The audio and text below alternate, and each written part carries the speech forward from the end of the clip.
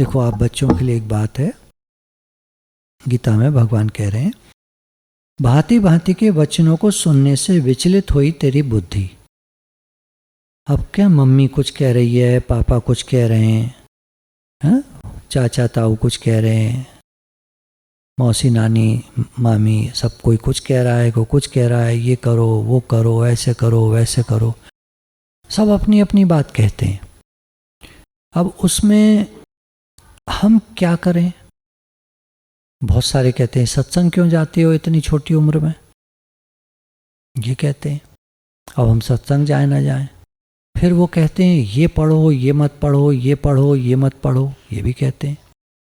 तो हम क्या पढ़ें? सुनो के उस पर अब तरह तरह की चीज़ें आती हैं, टीवी में प्रोग्राम आते हैं और बहुत तरह के गाने, ये वो क्या सुने। भजन भजन एक बार अच्छे लग जाते हैं तो भजन बहुत दिन तक मन लगता रहता है उनमें सुनने में। नाम जप का है, सुनते रहो, साथ में बोलते रहो, पर वो पसंद आ रहा है कि नहीं आ रहा लोगों को। तो भगवान कह रहे हैं भांति भांति के वचनों को सुनने से विचलित हुई तेरी बुद्धि। अब हमारी बुद्धि विचलित हो जाती है, हम करें तो करें क्या? कोई कुछ कहता है, कोई कुछ कहता है। गुरु जी कहते हैं कि भाई अच्छे से भगवान को याद करो, जोड़ो, योग लगाओ, भजन करो, और संसारी लोग उल्टी बात करते हैं, क्या करें? जब तेरी बुद्धि परमात्मा में अचल और स्थिर ठहर जाएगी, जब तुम समझ लोगे कि इस संसार में कुछ नहीं रखा है। अभी देखो कलयुग का समय है ना, बढ़ रहा है धीरे धीरे कलयुग, रोज देखते होगे, अखबारों में पढ़ते होगे, कलयुग का जैसे असर बढ़ रहा है कितनी तेजी से। 1980 का मुझे समय याद है, जब अलीगढ़ आए थे वापस दिल्ली से जॉब वगैरह करके, तो बहुत ही कम आबादी, कम भीड़, मार्केट के नाम पर कुछ ज़्यादा नहीं था। सेंटर पॉइंट पर मार्केट बना ही बना था तभी। सेंटर पॉइंट से लेकर केला नगर के चौराहे तक कोई शॉप नहीं थी, कोई शॉप नहीं थी। सेंटर पॉइंट जो चौराहा है वहाँ शॉप्स थी, उसके बाद कोई शॉप नहीं थी, घर ही घर बने हुए थे वहाँ तक। अभी इस रोड पे आप निकल जाओ तो दो तो होटल बन गए आगे, और यहाँ तो जितनी शॉप हैं इधर, यहाँ से शुरू हो जाती हैं शॉप्स, इसके बाद होटल और शॉप और ये और वो सब आगे कितनी सारी बन गई हैं। मार्केट बन गया पूरा, चीज़ें बनती चली जाती हैं। तो आबादी भी कम थी, और जो अखबारों में तुम पढ़ते हो कि ऐसा हुआ, लूटपाट हुई, फलाना हुआ, मारकाट हुई, ये हुआ वो हुआ, तब बहुत कम था ये सब। काफ़ी सारी अच्छी खबरें टाइम्स ऑफ इंडिया में आती थी। अभी तो टाइम्स ऑफ इंडिया ऐसा हो गया है जैसे दैनिक जागरण, अलीगढ़ का जो घटिया अखबार आते हैं ना, इतने मरे, इतने घायल, या रोड में एक्सीडेंट हो गया, वहाँ फलाना हो गया, इतने मार दिए, इतना ये हो गया, इतना खून खराबा हो गया, इतने गलत काम हो गए, ये हो गया वो हो गया। अब तो यही भरा पड़ा है उसमें अखबार में। लगता ही नहीं कि ये टाइम्स ऑफ इंडिया है, ये अच्छा अखबार है, दिल्ली का अखबार है। अलीगढ़ का भी गया भी था अखबार बन गया है अब तो ये सब क्या हो रहा है? जब सारा कुछ आप सुनते हो, अभी देखो भागवत से तुम्हें कोट करता हूँ थोड़ा, यही बात, कलयुग के लक्षण। तो जब ये सब सुन करके किसी किसी का विवेक जागृत होता है, बच्चों में भी बुद्धिमान बच्चे होते हैं, होशियार होते हैं, वो अपने मन को फिर संसार से हटा लेते हैं और भगवान में लगा देते हैं।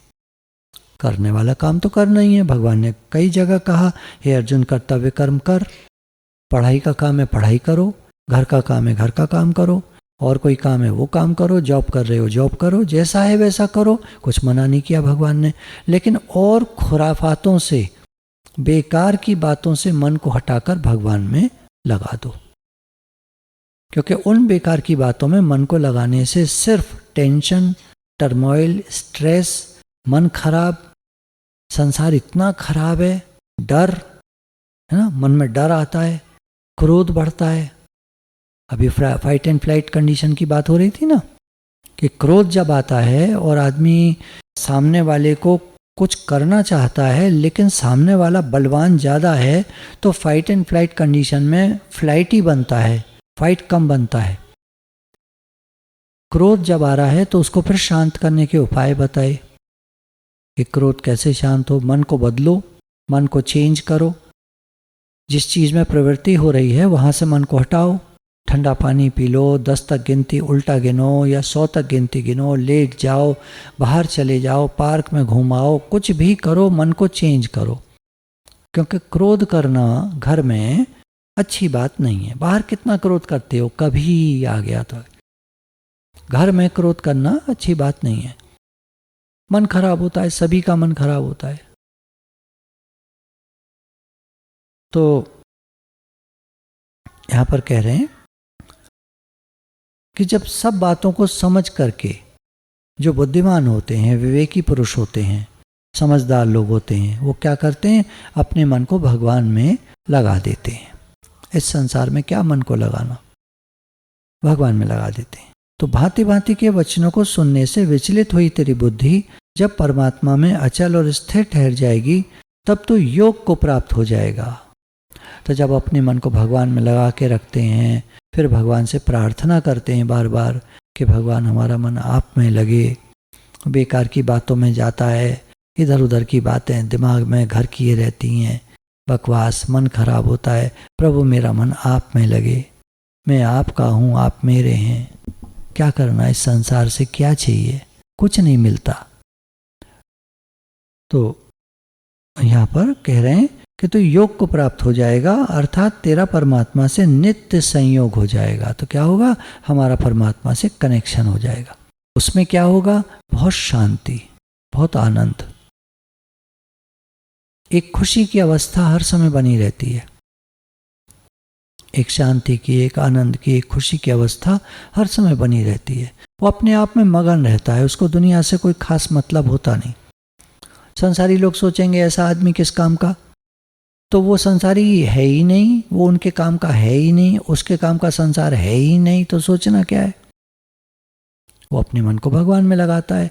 और यही लोग जो उसको कहते हैं तुम किस चक्कर में पड़ गए, तुम क्या कर रहे हो, टाइम खराब कर रहे हो, वही लोग बाद में कहने लगते हैं कि तुमने बहुत अच्छा कर लिया, हमारा तो दिमाग खराब हो गया इस संसार के चक्कर में और हम कुछ नहीं कर पाए। हमने करोड़ों रुपया हासिल करा लेकिन वो सब छूट रहा है। ऐसा लग रहा है हमको कि एक दिन सब छूट जाएगा। एक बार एक बहुत बड़े सेठ का शरीर बहुत अस्वस्थ था और ये था कि किसी भी समय मर जाएंगे। बड़े कंजूस टाइप के आदमी, वो सब जैसे अपने समेट कर रख लिया था, बच्चे सब परेशान, पत्नी परेशान और किसी को कुछ न दें। तो एक दर्जी उनका फेवरेट था जो कपड़े उनके मनपसंद से सिया करता था। वो तो 3-4 पहले उसका शरीर शांत हो गया था, लेकिन उनका जो लड़का था वो कभी कभी सेठ जी के पास आया करता था। तो वो आया सेठ जी के पास, बाबूजी कैसे हैं, अरे भैया अब तो चला चली का समय आ रहा है, अब तो पता नहीं कितना टाइम है, तो बाबूजी एक काम कर दोगे आप मेरा। अरे बताओ अब क्या काम करूँगा। पर नहीं सरकार, आप कर सकते हैं इस काम को। अच्छा बताओ। सरकार ये एक सुई रह गई है बाबूजी की, वो जब कपड़े सिया करते थे तो वो वहाँ पर बैकुंठ में याद कर रहे हैं इस सुई को, बड़ी फेवरेट थी उनकी। ये पीले रंग की सुई है, बहुत बढ़िया, बड़ी फेवरेट थी उनकी। मुझे रात सपना आया और उन्होंने मुझे खास हिदायत दी कि बाबूजी को जाकर कहना कि ये सुई वो लेते आए, मैं उनसे वहाँ पर बैकुंठ में ले लूँगा, क्योंकि वो भी बैकुंठ ही आएंगे, बहुत अच्छे आदमी हैं। अब सुनकर सेठ जी खुश हुए कि मैं बैकुंठ जाऊँगा।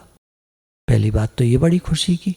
फिर कोई काम कर सकता हूँ छोटा मोटा, भाई सुई ले चलूँगा उसकी, दर्जी की, दर्जी मिलेगा मुझे बैकुंठ में। दूसरा एक आनंद का बड़ा अच्छा सा लगा। सेठ जी जरा मुस्कुराए, अच्छा तो दे दो। दे दी उसने लड़के ने। अब चला गया लड़का। अब सेठ जी सोचे रखूं कहाँ लगाऊं, शर्ट में लगाऊं। और सोचते सोचते उनको समझ में आ गया लड़का क्या कह गया। ये दृष्टांत आप लोग सुनते होंगे पर नई तरह से। हाँ, अब वो सोचते रह गए सेठ जी कि ये मैं सुई रखूं कहाँ जो वहां ले जाऊं। कहाँ रखे बताओ तुम। अगर इतना कोई दृष्टांत को विचार कर ले कि तुम करोड़ों जमा तो कर रहे हो, रख रहे हो, पैसे की हवस है, हैं? कुछ लोगों को होती है, बहुत हवस होती है, सामान इकट्ठा कर, सामान घर में जगह नहीं है भैया, मॉल गए और थैला भर के ले आए। अब दो हैं, मान लीजिए पति पत्नी है, वो आपस में कह रहे हैं एक दूसरे से, मतलब जो एक ले आया है तो दूसरा कह रहा है रखोगे कहाँ। अब कह रहे तू जहाँ मर्जी रख ले, मैं तो ले आया। एक बार क्या होता था, कोठी में तो बहुत बड़ी जगह थी, लेकिन वो जगह तो बहुत बड़ी थी देखने को, पर कमरे इस तरह के थे कि ज़्यादा सामान आता नहीं था उनमें, अलमारियाँ नहीं थी एक तो ज़्यादा, बहुत कम, मेज वेज भी बहुत कम थी, रखें कहाँ मेज, कहाँ रखें पहले तो ये बताओ। कमरे इस साइज़ के थे वो, 10 बाई 12, कहने को कोठी थी, ऊंची ऊंची बहुत थी, पर कमरे जो थे 10-12, जैसे आजकल फ्लैट में होते ना कमरे, कुछ कुछ इसी टाइप के थे, ज़्यादा बड़े नहीं थे। ड्राइंग रूम बड़ा था, अब ड्राइंग रूम में तो सामान आप रख नहीं सकते हो इस तरह का। तो आंगन बहुत बड़ा था, आंगन में कहाँ रखोगे, बूंदाबांदी हो गई तो सामान गया, बारिश हो गई तो बिल्कुल ही गया, बर्फ़ पड़ गई तो नहीं, बर्फ़ तो यहाँ नहीं पड़ती है, हाँ वो जो भी बारिश आ गई है, कुछ हो सामान खराब हो जाए। अब मैं ले तो आता था, अब भाभी जी कहती थी रखोगे कहाँ इसे। अब मैं ये सोचूं रखेंगे कहाँ, भाई बढ़िया चीज़ मिल गई तो मैं ले आया, ले तो आए, रखोगे कहाँ। और जब ये बात मुझे समझ में आई तब फिर मैंने लाना बंद किया, पर तब तक देर हो चुकी थी, वो कोठी बिक गई। वो कोठी बिक गई, यहाँ आ गए। अब यहाँ आ गए तो यहाँ मुझे लगता है कोई भी सामान मैं लाऊंगा तो रखूंगा कहाँ, क्यों, ये हॉल में कहीं जगह दिख रही है आपको रखने की, फिर चलेंगे कैसे। चलो मैं सामान ले आता हूँ, जगह जगह जगह जगह रख दूँ, आप कहाँ बैठोगे फिर।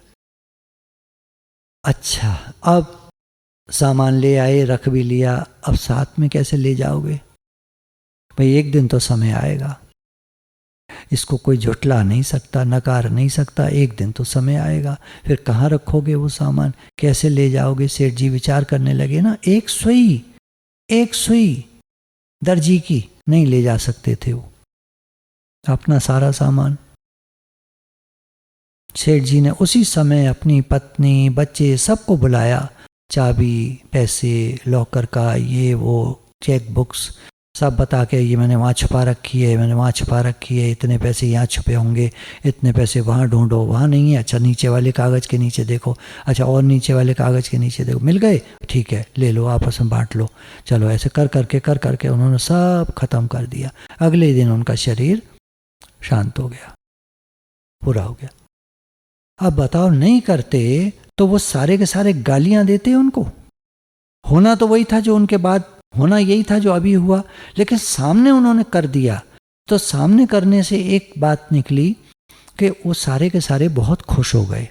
और एक बात उनके दिमाग में और आ गई, माँ जो रह गई पीछे से, उसने कहा बेटा पिता का हाल तुमने देखा, तुम ये काम बिल्कुल नहीं करोगे, आज से ही अपने दिल को बड़ा कर लो, जो ज़रूरतमंद मिले, तुम्हारे पास कोई चीज़ एक्स्ट्रा है, पैसा एक्स्ट्रा है, कपड़े एक्स्ट्रा हैं, ये एक्स्ट्रा है, सब निकालो, दो सबको दो।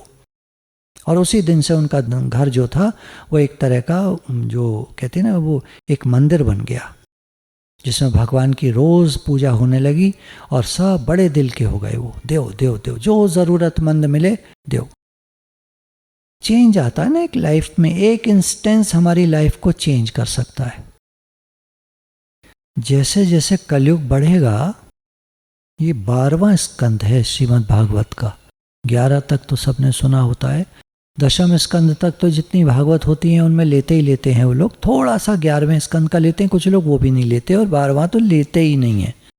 ये 12वां स्कंद है श्रीमद् भागवत का।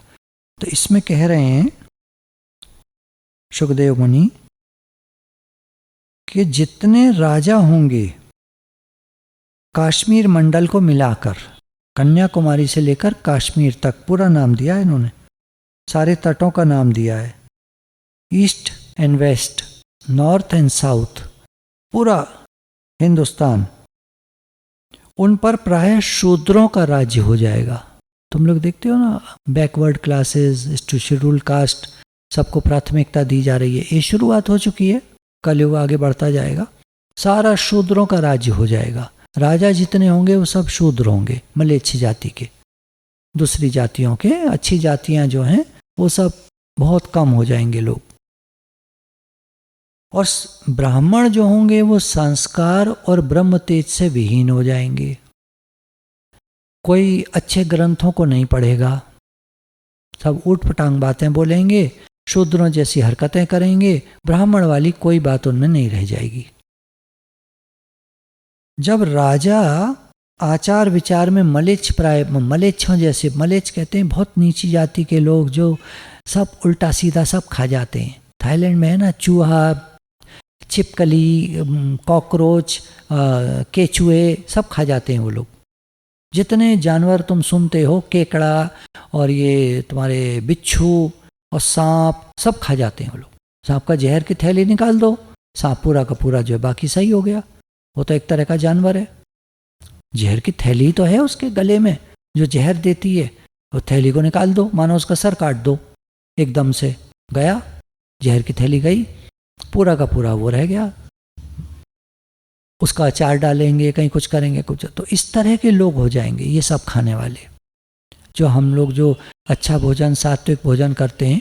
अब जैसे आज एक साधक ने टेस्ट कराया तो थोड़ा पेट में प्रॉब्लम थी, तो डॉक्टर ने कहा तुम सलाद खाओ, फल खाओ, ये ना सात्विक भोजन खाओ तो तुम्हारा स्वास्थ्य ठीक रहेगा। वो जो पेट की खराबी है जिस तरह की, वो तभी ठीक होगी जब ये फल वगैरह और सलाद वगैरह खाओगे और सात्विक भोजन खाओ। कोई तला भुना और ये सब गरिष्ठ चीज़ें मत खाओ। और कभी कभी ठीक है, हफ्ते में एक बार दो बार वो ठीक है, पर रोज रोज रोज रोज सब यही ऊटपटांग चीज़ें। सादा भोजन रोज में कभी कोई आ गया, मेहमान आ गया, अपना मन है, वो ठीक है, हफ्ते में 2 बार 3 बार, चलो बच्चे हो 3-4 बार बस। कितने टाइम खाना खाते हो? दिन में 3 बार तो लेता ही है आदमी, नाश्ता, दोपहर का खाना, रात का खाना। कोई 2 बार भी लेते हैं, लेकिन तीसरी बार कुछ कुछ ले लेते हैं। 3 बार तो लोग लेते ही हैं। तो 7 दिन में 7 या 21 बार, 21 बार में 3, 4, 5 बार आप कुछ अच्छा ले लो, कुछ अपनी पसंद से ले लो। बाकी सादा भोजन, सादा भोजन समझते हो ना, मिर्च मसाला कम, तला भुना नहीं, सब्जी बना के। ज्यों ज्यों कलयुग आता जाएगा त्यों त्यों धर्म, सत्य, पवित्रता, क्षमा, दया, आयु, आदमी की आयु भी, बल और स्मरण शक्ति का लोप होता जाएगा। याददाश्त भी कमज़ोर होती जाएगी लोगों की। जो बल होता है ना, शक्ति, वो भी कम होती जाएगी। अभी तो फिर भी मजदूर 5-5, 7-7 ईंट उठा के चलते हैं, फिर तो हो सकता है मजदूर 2 ईंट उठा के चलेगा। ऐसी हालत आ सकती है आगे चल के कलयुग, यानी उनका बल भी कम हो जाएगा, धर्म कम हो जाएगा। धर्म के काम होते हैं ना, सबकी सहायता होती है, गरीबों के लिए लोग खूब लगाते हैं चीज़ें। गर्मियों में लोग ठंडा पानी, दूध और ये लगाते हैं ना, कहीं कहीं स्टॉल देखा होगा, कोई सब्जी कचौड़ी बांट रहा है। धार्मिक जगहों पर जाओ तो वहाँ लंगर लगे होते हैं। वो सब खत्म हो जाएगा, धर्म का काम खत्म होता जाएगा। सत्य बोलना, सच बोलते हैं अभी भी लोग, सच बोलना खत्म होता जाएगा, सब झूठ बोलेंगे, झूठ पर टिकेंगे सब। पवित्रता खत्म होती जाएगी, सब गंदा संदा रहन सहन, खान पान। आगे चलकर आगे लिखा है पानी की बहुत कमी हो जाएगी, बारिशें हुआ ही नहीं करेंगी, पीने तक के पानी की दिक्कत हो जाएगी, लोग नहाया तो करेंगे ही नहीं, ऐसी स्थिति आ जाएगी। आप अभी सोच नहीं पाओगे उसको। मानो कोई बच्चा पैदा हो एक घर में, वहाँ कोई नहाता ही ना हो, तो उसको पता होगा कि नहाना भी कोई चीज़ होती है? उसे क्या पता, नहाते भी हैं, कभी नहाया ही नहीं है वो। तो जैसे जानवर नहीं नहाते, ऐसे आदमी हो जाएगा। कुछ बच्चों के लिए तो बहुत अच्छी बात है, खुश हो रहे होंगे, सर्दी का टाइम है सुबह उठो, ड्राई क्लीनिंग करो फटाफट, कुल्ला वुल्ला करो। कुल्ला भी पता नहीं करते हैं कि नहीं कुछ लोग। ब्रश कौन चक्कर में पड़े ठंड में, है ना। टॉयलेट कौन जाए, पानी ठंडा है, नहीं देखो, अब ऐसा है ना, पता नहीं एक आध कोई हो सकता है। अच्छा देखो, हंसने में कोई बुराई है? बता दो। तो हम लोग ये सब बातें अपना बोलचाल करके हंस लेते हैं, और इसी में ज्ञान समझ में आ जाता है कि कैसी दुनिया हो सकती है। सोच के देखो ना, लिखा है साफ, आदमी की हाइट मैक्सिमम 3 फीट 3.5 फीट की हो जाएगी। 20 साल से 30 साल तक की उम्र मैक्सिमम होगी। 30 इयर्स ऐसे समझा जाएगा। आजकल जैसे कोई 100 साल का हो जाता, 100 साल, अरे भैया 30 साल, अरे 20 साल में ही सिमट जाएंगे लोग। 12 साल 14 साल में मर जाया करेंगे, 15 साल 18 20 साल तो ऐसी आयु जैसे आजकल होता है ना, 60 और 70 का कोई शरीर शांत होता है। भाई चलो ठीक है, पर थोड़ा कम ही जिए, पर चलो ठीक है। ऐसे 20 साल ऐसे बोला करेंगे। 20 साल के थे, अच्छा चलो ठीक है। 30 साल तो ऐसा होगा जैसे 100। पेड़ जो हैं फल वाले पेड़ बहुत ही कम हो जाएंगे, रेयर कहीं। सब कटीली झाड़ियां, कांटों वाले पेड़ होते हैं ना, वही सारे में होंगे। जनता तो भाग जाएगी शहरों से, क्योंकि राजा जो है कर पे कर, टैक्स पे टैक्स लगाएंगे, सारा चूसेंगे। जितना पैसा है हमको दे दो सब। लक्षण देखते हो आप थोड़ा थोड़ा। स्विट्जरलैंड के बैंक में अरबों अरबों रुपया हिंदुस्तान का पड़ा हुआ है, अरबों अरबों। अगर वो सारा रुपया आ जाए तो हिंदुस्तान सोने की चिड़िया हो जाए फिर से।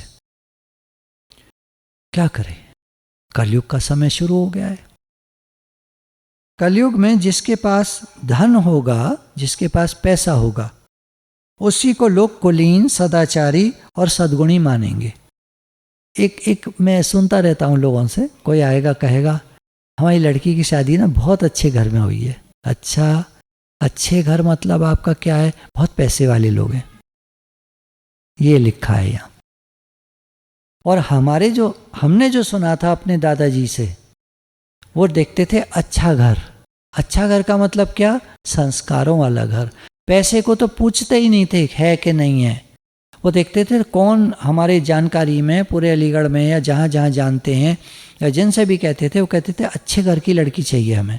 अच्छा घर क्या मतलब? बस संस्कार जिस घर में हो, सुबह जल्दी उठना, पूजा पाठ, रामायण भागवत का पाठ होता हो, जहाँ लड़की मंदिर भी जाती हो कभी कभी माता पिता के साथ, उसमें वो संस्कार हों जो एक अच्छे कुलीन घरानों में होते हैं।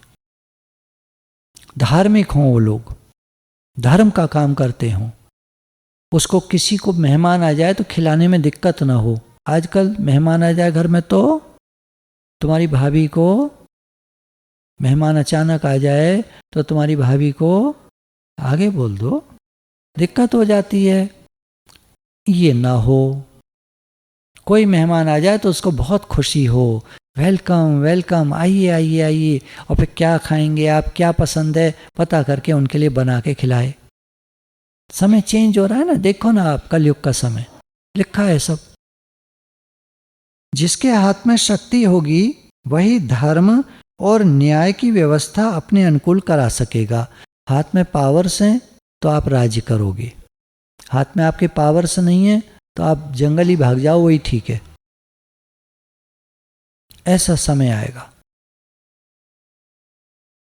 विवाह संबंध के लिए कुल, शील, योग्यता, लड़की कितनी पढ़ी लिखी है, किस मजहब की है, अपनी कास्ट है कि नहीं, कौन सा क्या, कुछ नहीं विचार होगा। आदि की परख निरख नहीं रहेगी। युवक युवती की पारस्परिक रुचि से संबंध हो जाएगा।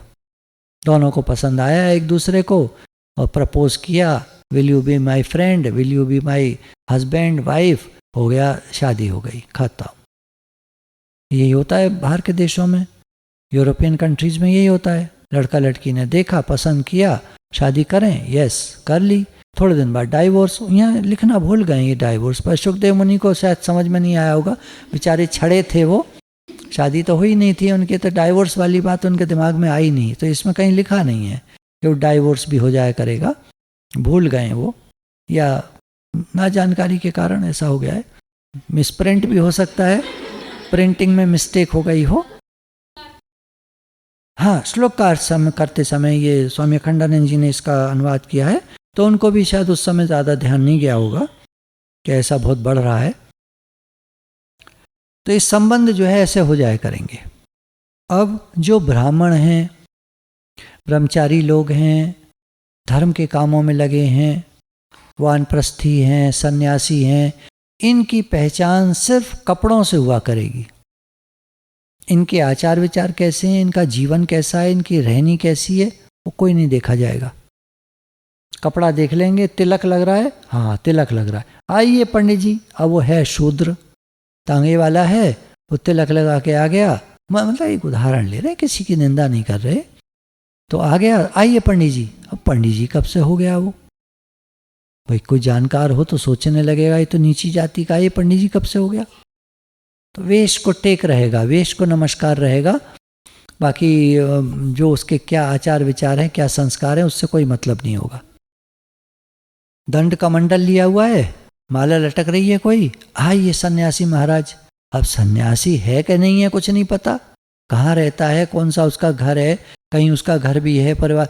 अभी पीछे 1-2 साल पहले की बात है, 2-3 साल हो गए होंगे, हरिद्वार एक बार गए हुए थे, तो बहुत छुट्टियों के दिन थे गर्मियों के, इतना सन्यासी तो हमने पूछा वहाँ के जो आश्रम के मैनेजर थे, ये सारे सन्यासी हैं? बोले अरे साहब पता नहीं, इसमें तो थोड़े ही सन्यासी हैं, ये सब गांव के लोग जो हैं, काम धंधा नहीं होता आजकल गर्मियों में, तो कपड़ा पहन के आ जाते हैं और सब सन्यासियों की लाइन में बैठ जाते हैं, इनमें कोई ना सन्यासी।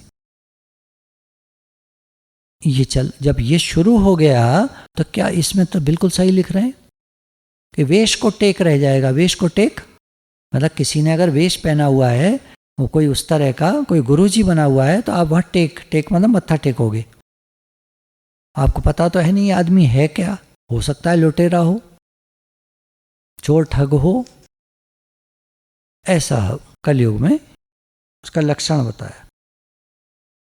अब मानो हम जो है अभी गृहस्थी हैं, अब मन कर रहा है आज भाई 2 दिन के लिए सन्यास ले लें, तो वो 2 दिन के लिए सन्यासी कपड़ा पहन कर निकल लेगा, वो 2 दिन का सन्यासी हो जाएगा, फिर आ जाएगा लौट कर घर में गृहस्थी कपड़े पहन लेगा, फिर मन करेगा लाओ भक्त बन जाए, तो वाइट कपड़े पहन करके चल देगा, तो लोग भगत जी कहेंगे उसको।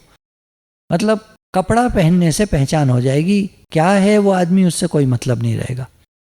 अब पहले देखा जाता था ये कौन है, पता करो ये क्या है ये आदमी, अब कुछ नहीं। जो धीरे धीरे हो रहा है, जो घूस देने या धन खर्च करने में असमर्थ होगा, जो रिश्वत नहीं दे सकेगा, पैसा नहीं खर्च कर सकेगा, उसे अदालतों से ठीक न्याय नहीं मिलेगा, उसको न्याय नहीं मिलेगा अदालत से। जो बोलचाल में जितना चालाक होगा, उसे उतना ही बड़ा पंडित माना जाएगा। भाई ये बहुत होशियार आदमी है, चालाक आदमी को कहेंगे ये बहुत होशियार आदमी है। अभी तो फिर भी है, पढ़े लिखे को कहते हैं होशियार, समझदार को कहते हैं, जो अच्छी राय दे उसको कहते हैं होशियार। फिर तो जो झूठ बोल लेगा ज़्यादा और चालाक होगा वही होशियार होगा। असाधुता की, दोषी होने की एक ही पहचान रहेगी, गरीब होना। कोई गरीब है तो कहेंगे ये भगत नहीं हो सकता, ये साधु नहीं हो सकता, और ये दोषी है। गरीब को ही दोषी ठहराया जाएगा। कोई मानो कोई बात हो गई तो गरीब को ही पकड़ लिया जाएगा। जो जितना अधिक दंभ पाखंड कर सकेगा, दिखावा कर सकेगा, बड़ी बड़ी बातें कर सकेगा, उसे उतना ही बड़ा साधु समझा जाएगा। विवाह के लिए एक दूसरे की स्वीकृति ही पर्याप्त होगी, शास्त्रीय विधि विधान की, संस्कार आदि की कोई आवश्यकता नहीं रहेगी। बाल आदि संवार कर बढ़िया बाल बना लिए, कपड़े लत्ते से लैस हो गए, यही स्नान हो जाएगा। बाल काढ़े, वो आता है ना एक माउथ फ्रेशनर, करा मुंह में, ब्रश हो गया, थोड़ा सा मुंह को चमकाया, नहा लिए, कपड़े चेंज हो गए। अच्छा स्प्रे शैम्पू भी आ जाएगा, फिश करा, हो गया शैम्पू, बाल साफ है। ऐसे कैसे हो जाएगा? अभी हमें नहीं समझ में आएगा, जब चीज़ आ जाएगी तो समझ में आ जाएगा। यही होता है। पहले जब मंजन करते होंगे लोग कोयला घिसकर, तो उन्हें समझ में नहीं आता होगा टूथपेस्ट जैसी कोई चीज़ भी आ सकती है। अरे टूथपेस्ट क्या होता है, वो कैसे होगा? कोयला घिसो और रोज सुबह करो, नहीं तो दातुन ले लो, नीम की डंडी तोड़ो और कचर कचर कर चबाते रहो, उसको थोड़ी देर ऐसे ऐसे ऐसे घिस लो और थूक दो, अपना कुल्ला कर लो, हो गया दातुन, बढ़िया ब्रश हो गया। बना बनाया ब्रश होता है उसमें, डंडी में, थोड़ी देर चबाते रहो तो ब्रश बन जाती है वो। देखा है दातुन करी है सब लोगों ने? किसी ने दातुन नहीं करी? अरे करके देखना, बहुत मजा आता है। थोड़ी देर करेंगे हम लोग, करके देखना, वो ब्रश बन जाती है आगे से। थोड़ी देर चबाते रहो ना तो वो जूथड़े बन जाते हैं उसकी, उसको फिर ऐसे ऐसे ऐसे ऐसे ब्रश की तरह आप रगड़ लो, बहुत बढ़िया। और नीम होता है वो एंटीसेप्टिक वैसे है, जर्म्स को मार देता है एकदम। फिर दांत खोखले वोखले हो जाए, कीड़े वीड़े लग जाते हैं ना, ये सब कुछ नहीं होता उससे। लोग दूर के तालाब को तो तीर्थ मानेंगे, कहीं दूर चले जाओ, दिल्ली के उस पार, सोनीपत से आगे, पानीपत से आगे, वहाँ एक बड़ा सा तालाब है, गंगा जी है वो, और पास में गंगा जी बह रही होंगी, उसको नहीं समझेंगे, या उल्टी खोपड़ी हो जाएगी। देखो ना कलयुग का प्रभाव। और निकट के तीर्थ गंगा, गोमती, यमुना, ये जो बह रही हैं पास में, मानो इनको नहीं समझेंगे वो कुछ भी, अरे ये सब तो गंदा पानी है। माता पिता आदि की उपेक्षा करेंगे, माता पिता को टाटा बाय बाय कर देंगे। सिर पर बड़े बड़े बाल काकुल रखना ही शारीरिक सौंदर्य का चिन्ह रखा जाएगा। अब किसी ने बड़े बड़े बाल कर लिए, यहाँ पे एक वो निकाल ली, भाई क्या भाई वाह, टैटू टैटू करवा लिए जगह जगह भाई ये। और जीवन का सबसे बड़ा पुरुषार्थ होगा अपना पेट भर लेना। आप अपना पेट भर सकें, आप अच्छे से खा पी सकें, भाई ये जो है सभ्य आदमी है, ये श्रेष्ठ है, ये पैसे वाला है, भाई ये आदमी, मतलब जो उसको कहते हैं ना बड़ा आदमी, वो नहीं। आम जनता का तो पेट ही नहीं भरेगा कलयुग में, ऐसा लिखा है, खाने को होगा ही नहीं ज़्यादा। जो जितना ढिठाई से बात कर सकेगा उसे उतना ही सच्चा समझा जाएगा। जिसने कह दिया जो मैं कह रहा हूं सही है, वो सही है, और जो मैं सही बात कह रहा हूं, चुप कर, झूठ बोलता है, ऐसे हो जाएगा। योग्यता चतुराई का सबसे बड़ा लक्षण यह होगा कि मनुष्य अपने कुटुंब का पालन कर सके। जो अपने कुटुंब का पालन कर लेगा वही योग्य है, वही चतुर है, बाकी सब तो बेकार। किसी के हाथ में क्या है। पर इतनी दिक्कत हो जाएगी पैसा कमाने की तब, और पैसा रखने की, और हर बात की, उसके बारे में बता रहे हैं। क्या समझ में आ रहा है इससे? कभी वर्षा ना होगी, बारिश तो पड़ेगी ही नहीं, सूखा पड़ जाएगा, और सरकार टैक्स पर टैक्स, कर पर कर लगाएगी।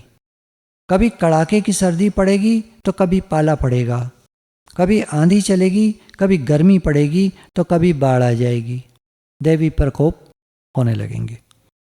इन उत्पातों से तथा आपस के संघर्ष से, आपस के लड़ाई झगड़े से अहंकार बहुत बढ़ जाएगा, तो आपस का लड़ाई झगड़ा, प्रजा अत्यंत पीड़ित होगी, नष्ट हो जाएगी। जनता जो है वो बहुत दुखी होगी, और धीरे धीरे करके आबादी घटती चली जाएगी, लोग ज़्यादा मरेंगे। लोग भूख प्यास तथा नाना प्रकार की चिंताओं से दुखी रहेंगे। रोगों से तो उन्हें छुटकारा ही न मिल सकेगा, बीमारी बहुत ज़्यादा फैल जाएगी।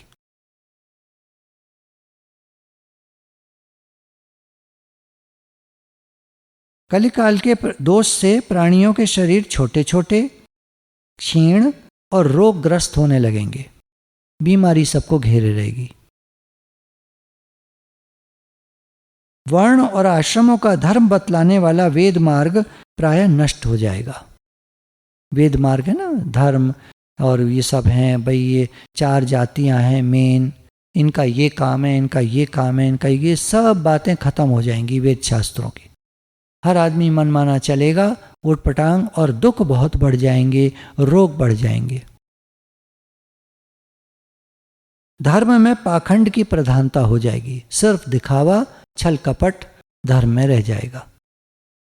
राजे महाराजे डाकू लुटेरों के समान हो जाएंगे। मनुष्य चोरी, झूठ तथा निरपराध हिंसा आदि नाना प्रकार के कुकर्मों से जीविका चलाने लगेंगे।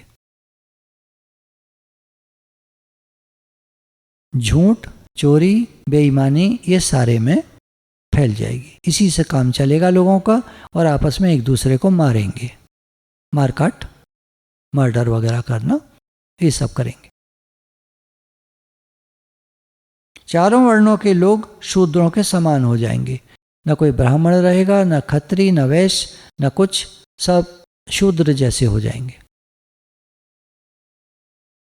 गौएं बकरियों की तरह छोटी छोटी, गाय जो हैं पहले तो बहुत बड़ी बड़ी होती थी, धीरे धीरे देख रहे हो थोड़ा घट रही हैं, कमजोर होती जा रही हैं, फिर वो बकरी की तरह रह जाएंगी, और दूध तो नाम मात्र का देंगी, बहुत थोड़ा सा दूध देंगी।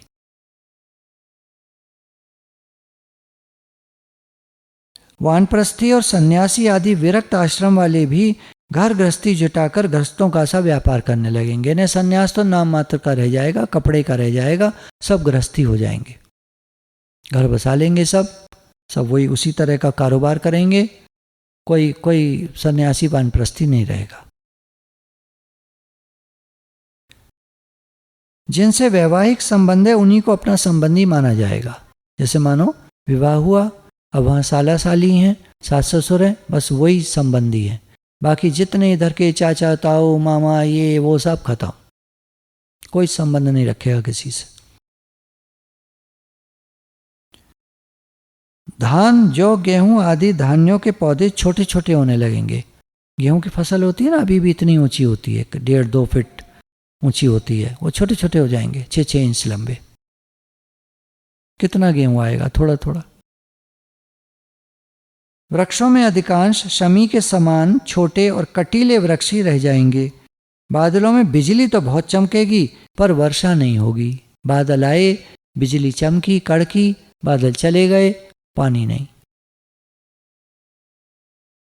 जिस तरह बिल्डिंग बन रही है अलीगढ़ में ही तुम देखो, जगह जगह पानी कितना खींचेंगे ये लोग, कितना पानी खींचेंगे, इतना पानी खींचेंगे, कहाँ से आएगा नीचे पानी? बारिश होगी नहीं, मानो बारिश से आता है पानी, हो जाता है नीचे सीपेज होता है। अब पानी, बारिश ही नहीं हो रही है, पानी कहाँ से आएगा? तो बना तो रहे दनादन, ये सोच नहीं रहे, इनको क्या मतलब, इन्हें तो पैसा कमाना है, पर उसमें रहने वाले को भी सोचना चाहिए कि बिल्डिंग में फ्लैट खरीदे ना खरीदे, इतना पानी कहाँ से देगा ये? फिर वही हो जाएगा, नहाने को भी पानी नहीं रहेगा, पीने को भी दिक्कत आ जाएगी पानी की। आगे तो उन्होंने लिखा है पीने को पानी रहेगा ही नहीं, मर जाएंगे सब जल्दी। बहुत कम लोग, जहां पर कहीं पानी होगा वहां रहेंगे लोग बस। ऐसे हालात में हमको क्या करना चाहिए, सोच के देखो। तब पैसे का क्या करोगे? पानी नहीं होगा तो पैसा पियोगे। कुछ लोगों को जेवर बनाने का बहुत शौक होता है, और जेवर पी जाएंगे घोल के। काहे में घोलेंगे? पानी तो होगा ही नहीं, काहे में घोलेंगे? ये सब बेवकूफ़ी है, आदमी विचार नहीं करता। पैसा अच्छी चीज़ है, जेवर वगैरह सब अच्छी चीज़ है, कितनी कितनी, कोई लिमिट है? मन की कोई लिमिट है? पैसा कितना, कोई लिमिट है? कहीं कोई लिमिट हो? नहीं, अच्छी तरह की लिमिट बताओ, उस लिमिट पे रहना। फिर पेटी भर लो, 1 पेटी 2 पेटी, 1 लॉकर ले लो, 2 लॉकर ले लो, कोई लिमिट नहीं है, कोई लिमिट नहीं है। मन है कि मानता नहीं है ना, दिल है कि मानता नहीं, मानता ही नहीं है किसी का भी। आप अच्छे से रह लो, अच्छे से खा लो, अच्छे से जी लो, खुश रहो, ये है जीवन को जीना। बाकी पैसा वैसा इसके पीछे भागना तो पागल आदमी होता है, सिर्फ पागलपन है और कुछ नहीं है, और कुछ नहीं मिलेगा। आखिर में जिस दिन मरेगा उस दिन विचार करेगा। मानो कि हमने सत्संग सुना, आज मैंने सुना कि पैसा बेकार है, कहीं काम नहीं आएगा, मुझे नहीं समझ में आएगा, मैं पैसे के पीछे भागता रहूँगा। लेकिन एक दिन आएगा जब मुझे सब समझ में आ जाएगा, और उस दिन मैं रिपेंट करूँगा, मैं रोऊंगा, मैं चिल्लाऊंगा, कोई मुझे थोड़ा सा जीवन दे दो, सारा रुपया ले लो, कोई मुझे थोड़ा सा जीवन दे दो। डॉक्टर कहेगा सॉरी, पैसा आप मुझे भले ही दे दो पैसा, पर मैं आपको जीवन नहीं दे सकता। सॉरी